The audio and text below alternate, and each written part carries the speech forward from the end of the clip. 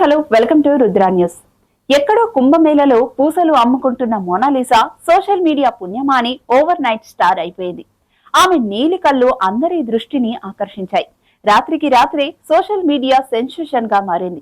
ఏకంగా బాలీవుడ్ సినిమాలో హీరోయిన్ గా ఛాన్స్ కొట్టేసింది. Director Sanoj Mishra next film the diary of Manipur లో హీరోయిన్ గా నటించనుంది. అయితే మోనాలిసాకు హీరోయిన్ ఛాన్స్ అయితే వచ్చింది, కానీ ఆ సినిమా పట్టాలెక్కేలా లేదని టాక్ వినిపిస్తోంది. ఇంతకీ ఏం జరిగిందో చూద్దాం.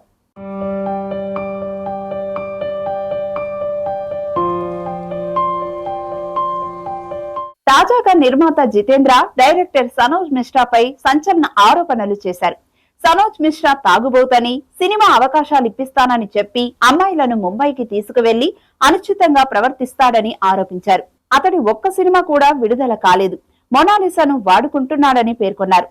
దీంతో సినిమా ప్రారంభానికి ముందే ఆగిపోయే అవకాశం ఉందని అనుకుంటున్నారు. ఇదిలా ఉంటే డైరెక్టర్ సనోజ్ మిశ్రా, నిర్మాత జితేంద్ర ఆరోపణలను ఖండించారు.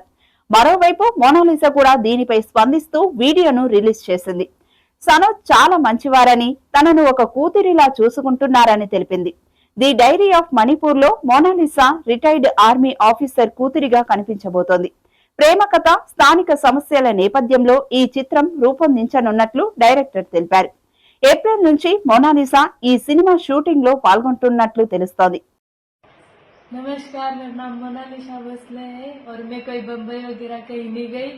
अभी मैं मध्य प्रदेश में हूँ और कुछ एक्टिंग सीख रही हूँ, पढ़ाई सीख रही हूँ। आप जैसा सोच रहे वैसा कुछ भी नहीं है। और मेरे साथ में मेरी बहन, मेरे बड़े पापा भी है। देखो मेरी बहन है,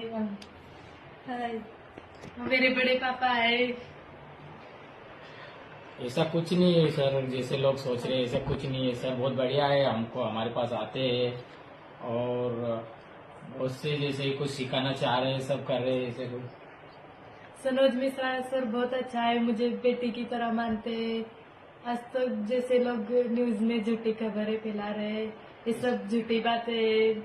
मैंने खुद देखा है, सनोज मिश्रा बहुत इज्जतदार है, बहुत अच्छे है।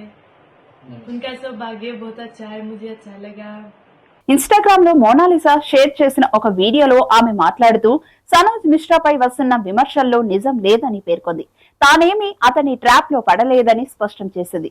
మా సినిమా సవ్యంగా సాగేందుకు అందరూ సహకరించాలని ఈ సందర్భంగా కోరింది.